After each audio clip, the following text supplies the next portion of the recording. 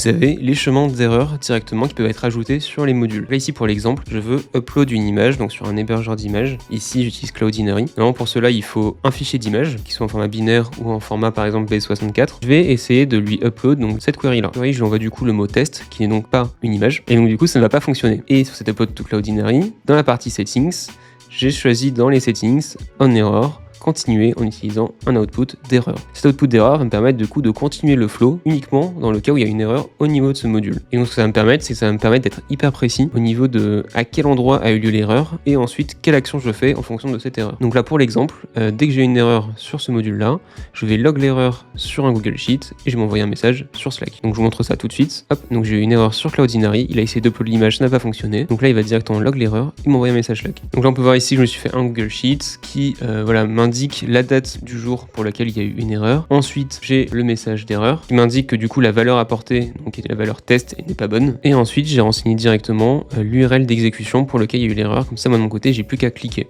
Et pareil sur Slack, du coup, je reçois les mêmes informations pour pouvoir être actif et recevoir une notification. Donc là maintenant, je sais bien que c'est au niveau de ce module-là que j'ai eu une erreur. Si tu as envie d'apprendre à gérer tes erreurs dans tes flows n8n pour ne plus avoir à stresser quand ils passent en production, eh bien je t'invite à checker ma dernière vidéo YouTube dans laquelle je t'explique pas à pas comment mettre en place tout ça. Allez, moi je te dis à la prochaine.